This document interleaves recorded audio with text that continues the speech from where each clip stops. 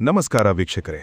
ಅಸಂಘಟಿತ ವಲಯದ ಲಕ್ಷಾಂತರ ಕಾರ್ಮಿಕರು, ಸ್ವಯಂ ಉದ್ಯೋಗಿಗಳು ಮತ್ತು ಸಣ್ಣ ವ್ಯಾಪಾರಿಗಳ ಭವಿಷ್ಯ ಭದ್ರತೆಗೆ ನೇರವಾಗಿ ಸಂಬಂಧಿಸಿದ ಅತ್ಯಂತ ಮಹತ್ವದ ಸರ್ಕಾರಿ ಮಾಹಿತಿ. ಜೀವನದ ಬಹುತೇಕ ಭಾಗವನ್ನು ದುಡಿಯುತ್ತಾ ಕಳೆಯುವ ಸಾಮಾನ್ಯ ಜನರಿಗೆ ವೃದ್ಧಾಪ್ಯದಲ್ಲಿ ಆರ್ಥಿಕ ಭದ್ರತೆ ದೊರಕಬೇಕು ಎಂಬ ಉದ್ದೇಶದಿಂದ ಕೇಂದ್ರ ಸರ್ಕಾರ ಹಲವು ಯೋಜನೆಗಳನ್ನು ಜಾರಿಗೆ ತಂದಿದೆ. ಆ ಯೋಜನೆಗಳಲ್ಲೇ ಅತ್ಯಂತ ಪ್ರಮುಖವಾದವುಗಳಾಗಿ ಶ್ರಮಯೋಗಿ ಮಾನ್ ಧನ್ ಯೋಜನೆ ಮತ್ತು NPS ಟ್ರೇಡರ್ಸ್ ಯೋಜನೆಗಳು ಪರಿಗಣಿಸಲ್ಪಡುತ್ತಿವೆ. ಈ ಯೋಜನೆಗಳಡಿ ದೇಶದ ಅಸಂಘಟಿತ ವಲಯದ ಕಾರ್ಮಿಕರು, ಸಣ್ಣ ವ್ಯಾಪಾರಿಗಳು ಮತ್ತು ಸ್ವಯಂ ಉದ್ಯೋಗಿಗಳಿಗೆ ವೃದ್ಧಾಪ್ಯ ಪಿಂಚಣಿ ಸೌಲಭ್ಯ ಒದಗಿಸುವ ವ್ಯವಸ್ಥೆಯನ್ನು ಸರ್ಕಾರ ರೂಪಿಸಿದೆ. ಇತ್ತೀಚೆಗೆ ಈ ಯೋಜನೆಗಳಿಗೆ ಸಂಬಂಧಿಸಿದಂತೆ ಮಹತ್ವದ ಅಪ್ಡೇಟ್ ಹೊರಬಿದ್ದಿದೆ. ಕೇಂದ್ರ ಸರ್ಕಾರವು ಜನವರಿ 15ರಿಂದ ಮಾರ್ಚ್ 15ರವರೆಗೆ ವಿಶೇಷ ನೋಂದಣಿ ಅಭಿಯಾನವನ್ನು ಹಮ್ಮಿಕೊಂಡಿದೆ. ಅಂದರೆ ಈ ಅವಧಿಯೊಳಗೆ ಹೆಚ್ಚು ಅರ್ಹ ವ್ಯಕ್ತಿಗಳು ಈ ಯೋಜನೆಗಳಲ್ಲಿ ನೋಂದಾಯಿಸಿಕೊಳ್ಳಬೇಕು ಎಂಬ ಉದ್ದೇಶದಿಂದ ಸರ್ಕಾರ ವಿಶೇಷ ಅಭಿಯಾನವನ್ನು ಆರಂಭಿಸಿದೆ. ಇದರ ಅರ್ಥ ಬಹಳ ಸರಳವಾಗಿದೆ. ಸರ್ಕಾರ ಈ ಯೋಜನೆಗಳನ್ನು ಕೇವಲ ಕಾಗದದ ಮೇಲೆ ಉಳಿಸದೆ ವಾಸ್ತವವಾಗಿ ಜನರ ಮನೆ ಬಾಗಿಲಿಗೆ ತಲುಪಿಸುವ ಉದ್ದೇಶದಿಂದ ಈ ರೀತಿಯ ವಿಶೇಷ ನೋಂದಣಿ ಕಾರ್ಯಾಚರಣೆಯನ್ನು ನಡೆಸುತ್ತಿದೆ.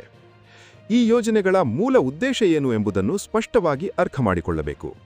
ನಮ್ಮ ದೇಶದಲ್ಲಿ ಅಸಂಘಟಿತ ವಲಯದಲ್ಲಿ ದುಡಿಯುವ ಜನರ ಸಂಖ್ಯೆ ಅಪಾರವಾಗಿದೆ.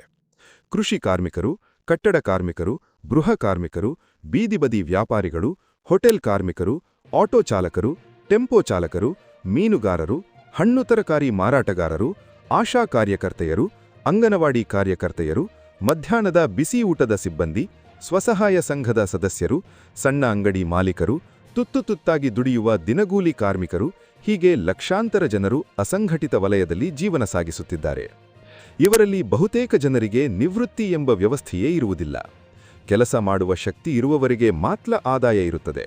ವಯಸ್ಸಾದ ನಂತರ ಕೆಲಸ ಮಾಡಲು ಸಾಧ್ಯವಾಗದೆ ಹೋದರೆ ಆದಾಯ ಸಂಪೂರ್ಣವಾಗಿ ನಿಲ್ಲುತ್ತದೆ. ಈ ಸ್ಥಿತಿಯನ್ನು ಗಮನದಲ್ಲಿಟ್ಟುಕೊಂಡು ಕೇಂದ್ರ ಸರ್ಕಾರ ವೃದ್ಧಾಪ್ಯದಲ್ಲಿ ಕನಿಷ್ಠ ಮಟ್ಟದ ಆದಾಯ ಭದ್ರತೆ ಒದಗಿಸಲು ಈ ಪಿಂಚಣಿ ಯೋಜನೆಗಳನ್ನು ಆರಂಭಿಸಿದೆ. ಶ್ರಮಯೋಗಿ ಮಾನ್ ಧನ್ ಯೋಜನೆ ಮತ್ತು NPS ಟ್ರೇಡರ್ಸ್ ಯೋಜನೆಗಳಡಿ ನೋಂದಾಯಿಸಿಕೊಂಡ ವ್ಯಕ್ತಿಗಳಿಗೆ 60 ವರ್ಷ ಪೂರ್ಣಗೊಂಡ ನಂತರ ಪ್ರತಿ ಮಾಸ 3,000 ರೂಪಾಯಿ ಪಿಂಚಣಿ ದೊರೆಯುತ್ತದೆ. ಇದು ದೊಡ್ಡ ಮೊತ್ತವಾಗಿರದಿದ್ದರೂ ವೃದ್ಧಾಪ್ಯದಲ್ಲಿ ಔಷಧಿ, ಆಹಾರ ಮತ್ತು ಮೂಲಭೂತ ಅಗತ್ಯಗಳನ್ನು ಪೂರೈಸಿಕೊಳ್ಳಲು ಬಹಳ ಸಹಾಯವಾಗುತ್ತದೆ. ಈ ಯೋಜನೆಯ ವಿಶೇಷತೆ ಏನೆಂದರೆ ಇದರಲ್ಲಿ ವ್ಯಕ್ತಿಯು ತನ್ನ ವಯಸ್ಸಿಗೆ ಅನುಗುಣವಾಗಿ ಪ್ರತಿ ಮಾಸ ಒಂದು ಸಣ್ಣ ಮೊತ್ತವನ್ನು ಮಾತ್ರ ವಂತಿಗೆ ರೂಪದಲ್ಲಿ ಪಾವತಿಸಬೇಕು. ಈ ವಂತಿಗೆ ಸಾಮಾನ್ಯವಾಗಿ 55 ರೂಪಾಯಿಯಿಂದ ಆರಂಭವಾಗಿ ಗರಿಷ್ಠವಾಗಿ 200 ರೂಪಾಯಿವರೆಗೆ ಇರುತ್ತದೆ. ಉದಾಹರಣೆಗೆ, ಯುವ ವಯಸ್ಸಿನಲ್ಲಿ ನೋಂದಾಯಿಸಿಕೊಂಡವರಿಗೆ ಕಡಿಮೆ ವಂತಿಗೆ ಸಾಕಾಗುತ್ತದೆ. ವಯಸ್ಸು ಹೆಚ್ಚಾದಂತೆ ವಂತಿಗೆ ಸ್ವಲ್ಪ ಹೆಚ್ಚಾಗುತ್ತದೆ. ಆದರೆ ಯಾವುದೇ ರೀತಿಯಲ್ಲೂ ಇದು ಸಾಮಾನ್ಯ ಜನರಿಗೆ ಭಾರವಾಗುವ ಮಟ್ಟದ ಮೊತ್ತವಲ್ಲ. ಇಲ್ಲಿಯ ಮತ್ತೊಂದು ಮಹತ್ವದ ಅಂಶವೇನೆಂದರೆ ಈ ಯೋಜನೆಗಳಲ್ಲಿ ವ್ಯಕ್ತಿ ಪಾವತಿಸುವ ವಂತಿಗೆಗೆ ಸಮನಾದ ಮೊತ್ತವನ್ನು ಕೇಂದ್ರ ಸರ್ಕಾರವು ತನ್ನ ಪಾಲಾಗಿ ಪಾವತಿಸುತ್ತದೆ. ಅಂದರೆ ನೀವು ತಿಂಗಳಿಗೆ 100 ರೂಪಾಯಿ ವಂತಿಗೆ ಪಾವತಿಸಿದರೆ ಸರ್ಕಾರವು ಮತ್ತೊಂದು 100 ರೂಪಾಯಿ ನಿಮ್ಮ ಖಾತೆಗೆ ಸೇರಿಸುತ್ತದೆ. ಈ ಮೊತ್ತವನ್ನು ಬ್ಯಾಂಕ್ ಖಾತೆಯಲ್ಲಿ ಸಂಗ್ರಹಿಸಲಾಗುತ್ತದೆ ಮತ್ತು ದೀರ್ಘಕಾಲದ ಉಳಿತಾಯವಾಗಿ ಅದು ರೂಪುಗೊಳ್ಳುತ್ತದೆ. ಇದರ ಪರಿಣಾಮವಾಗಿ 60 ವರ್ಷ ಪೂರ್ಣಗೊಂಡ ನಂತರ ನಿಮಗೆ ಪ್ರತಿ ಮಾಸ 3,000 ರೂಪಾಯಿ ಪಿಂಚಣಿ ನೀಡಲು ಸಾಧ್ಯವಾಗುತ್ತದೆ. ಇದು ಒಂದು ರೀತಿಯಲ್ಲಿ ಸರ್ಕಾರ ಮತ್ತು ನಾಗರಿಕರು ಒಟ್ಟಾಗಿ ಸೇರಿ ಭವಿಷ್ಯ ಭದ್ರತೆಯನ್ನು ನಿರ್ಮಿಸುವ ವ್ಯವಸ್ಥೆಯಾಗಿದೆ. ಈ ಯೋಜನೆಗಳಲ್ಲಿ ಯಾರು ನೋಂದಾಯಿಸಿಕೊಳ್ಳಬಹುದು ಎಂಬ ಪ್ರಶ್ನೆ ಬಹಳ ಮುಖ್ಯ. ಸರ್ಕಾರದ ಮಾರ್ಗಸೂಚಿಯ ಪ್ರಕಾರ 18 ವರ್ಷದಿಂದ 40 ವರ್ಷ ವಯಸ್ಸಿನೊಳಗಿನ ಅಸಂಘಟಿತ ವಲಯದ ಕಾರ್ಮಿಕರು, ಸಣ್ಣ ವ್ಯಾಪಾರಿಗಳು ಮತ್ತು ಸ್ವಯಂ ಉದ್ಯೋಗಿಗಳು ಈ ಯೋಜನೆಗಳಲ್ಲಿ ನೋಂದಾಯಿಸಿಕೊಳ್ಳಬಹುದು. ಅಂದರೆ ನೀವು 18 ವರ್ಷ ತುಂಬಿದ ನಂತರದಿಂದಲೇ ಈ ಯೋಜನೆಗೆ ಸೇರ್ಪಡೆಯಾಗಬಹುದು. ಜಿಷ್ಟಷ್ಟು ಬೇಗ ನೋಂದಾಯಿಸಿಕೊಳ್ಳುತ್ತೀರೋ ಅಷ್ಟೇ ಕಡಿಮೆ ವಂತಿಗೆ ಪಾವತಿಸಿ ಭವಿಷ್ಯದಲ್ಲಿ ಪಿಂಚಣಿ ಪಡೆಯುವ ಅವಕಾಶ ನಿಮಗೆ ದೊರೆಯುತ್ತದೆ. ಯುವಕರಿಗೆ ಇದು ಅತ್ಯಂತ ಲಾಭದಾಯಕವಾದ ಅವಕಾಶವಾಗಿದೆ. ಈ ಯೋಜನೆಗಳಲ್ಲಿ ವಿಶೇಷವಾಗಿ ಒಳಗೊಂಡಿರುವ ವರ್ಗಗಳನ್ನು ಸರ್ಕಾರ ಸ್ಪಷ್ಟವಾಗಿ ಉಲ್ಲೇಖಿಸಿದೆ. ನರೇಗಾ ಕಾರ್ಮಿಕರು, ಸ್ವಸಹಾಯ ಸಂಘದ ಸದಸ್ಯರು, ಕೃಷಿ ಕಾರ್ಮಿಕರು, ಅಂಗನವಾಡಿ ಕಾರ್ಯಕರ್ತೆಯರು, ಮಧ್ಯಾಹ್ನದ ಬಿಸಿ ಊಟದ ಸಿಬ್ಬಂದಿ, ಆಶಾ ಕಾರ್ಯಕರ್ತೆಯರು, ಬೀದಿ ಬದಿ ವ್ಯಾಪಾರಿಗಳು, ಗೃಹ ಕಾರ್ಮಿಕರು, ಮೀನುಗಾರರು, ಸಣ್ಣ ಅಂಗಡಿ ಮಾಲೀಕರು, ದಿನಗೂಲಿ ಕಾರ್ಮಿಕರು, ಕಸ ಸಂಗ್ರಹಕಾರರು, ಕಟ್ಟಡ ಕಾರ್ಮಿಕರು ಮತ್ತು ಇತರೆ ಅಸಂಘಟಿತ ವಲಯದ ಉದ್ಯೋಗದಲ್ಲಿ ತೊಡಗಿರುವ ಎಲ್ಲರೂ ಈ ಯೋಜನೆಗಳಿಗೆ ಅರ್ಹರಾಗುತ್ತಾರೆ.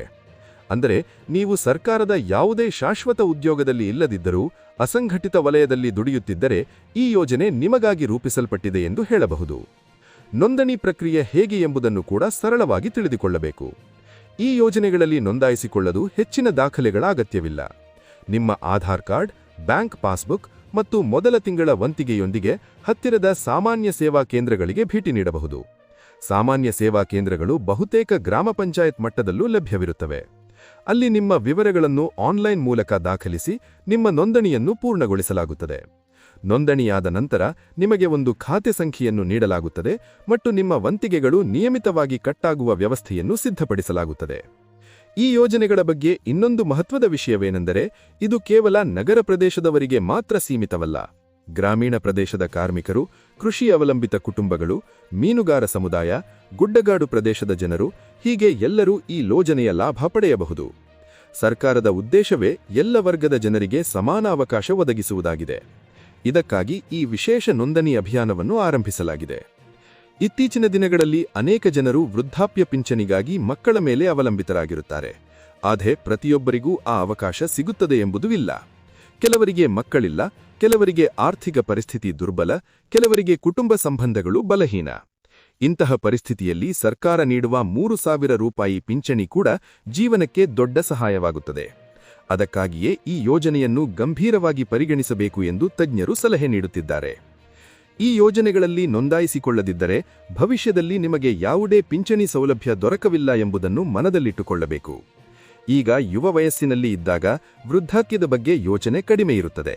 ಆದರೆ ಕಾಲ ಹಾದಂತೆ ದೇಹದ ಶಕ್ತಿ ಕಡಿಮೆಯಾಗುತ್ತದೆ, ಕೆಲಸ ಮಾಡುವ ಸಂಭಾವ್ಯತೆ ಕುಗ್ಗುತ್ತದೆ, ಆರೋಗ್ಯ ಸಮಸ್ಯೆಗಳು ಹೆಚ್ಚಾಗುತ್ತವೆ. ಆ ಸಮಯದಲ್ಲಿ ನಿಯಮಿತ ಆದಾಯ ಇಲ್ಲದಿದ್ದರೆ ಜೀವನ ತುಂಬಾ ಕಷ್ಟಕರವಾಗಬಹುದು. ಈ ಹಿನ್ನೆಲೆಗಳಲ್ಲಿ ಈ ರೀತಿಯ ಪಿಂಚಣಿ ಯೋಜನೆಗಳು ಬಹಳ ಅವಶ್ಯಕವಾಗಿವೆ. ಹೆಚ್ಚಿನ ಮಾಹಿತಿಗಾಗಿ ಕಾರ್ಮಿಕ ಅಧಿಕಾರಿಯವರ ಕಚೇರಿ, ಕಾರ್ಮಿಕ ಭವನ, ಏಯ್ನಾಡಿ, ಮಂಗಳೂರು ಅಥವಾ ನಿಮ್ಮ ತಾಲೂಕಿನ ಕಾರ್ಮಿಕ ನಿರೀಕ್ಷಕರ ಕಚೇರಿಯನ್ನು ಸಂಪರ್ಕಿಸಬಹುದು ಎಂದು ಸರ್ಕಾರ ಸೂಚಿಸಿದೆ.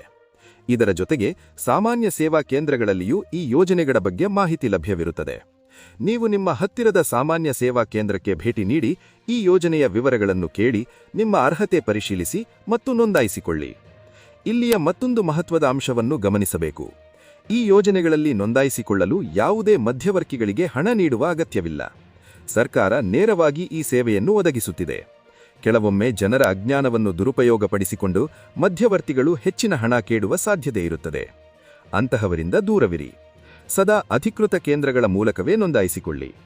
ನಿಮ್ಮ ಆಧಾರ್ ಕಾರ್ಡ್, ಬ್ಯಾಂಕ್ ಪಾಸ್ಬುಕ್ ಮತ್ತು ಮೊಬೈಲ್ ಸಂಖ್ಯೆಯ ಹೊರತು ಬೇರೆ ಯಾವುದೇ ವೈಯಕ್ತಿಕ ಮಾಹಿತಿಯನ್ನು ಅನಗತ್ಯವಾಗಿ ಯಾರಿಗೂ ನೀಡಬೇಡಿ. ಈ ವಿಶೇಷ ನೋಂದಣಿ ಅಭಿಯಾನವು ಜನವರಿ 15ರಿಂದ ಮಾರ್ಚ್ 15ರವರೆಗೆ ಮಾತ್ರ ನಡೆಯುತ್ತಿದೆ ಎಂಬುದನ್ನು ಮತ್ತೊಮ್ಮೆ ನೆನಪಿಸಿಕೊಳ್ಳಬೇಕು.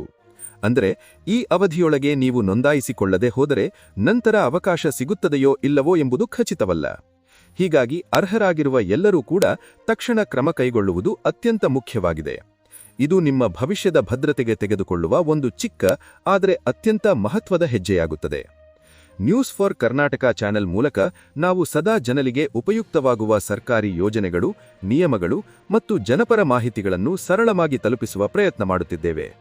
ಈ ಮಾಹಿತಿ ನಿಮಗೆ ಉಪಯುಕ್ತವಾಗಿದೆ ಎಂದು ಅನಿಸಿದರೆ ದಯವಿಟ್ಟು ಈ ಮಾಹಿತಿಯನ್ನು ನಿಮ್ಮ ಕುಟುಂಬದವರು, ಸ್ನೇಹಿತರು ಮತ್ತು ಪರಿಚಿತ ಕಾರ್ಮಿಕರೊಂದಿಗೆ ಹಂಚಿಕೊಳ್ಳಿ.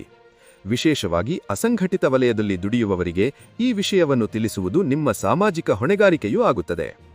ಇನ್ನಷ್ಟು ಜನಪರ ಸುದ್ದಿ, ಸರ್ಕಾರಿ ಯೋಜನೆಗಳ ಅಪ್ಡೇಟ್ ಮತ್ತು ಉಪಯುಕ್ತ ಮಾಹಿತಿಗಾಗಿ ನ್ಯೂಸ್ ಫಾರ್ ಕರ್ನಾಟಕ ಚಾನೆಲ್ ಅನ್ನು ಸಬ್ಸ್ಕ್ರೈಬ್ ಮಾಡಿ. ನಿಮ್ಮ ಬೆಂಬಲವೇ ನಮ್ಮ ಶಕ್ತಿ, ನಿಮ್ಮ ವಿಶ್ವಾಸವೇ ನಮ್ಮ ಪ್ರೇರಣೆ. ಧನ್ಯವಾದಗಳು.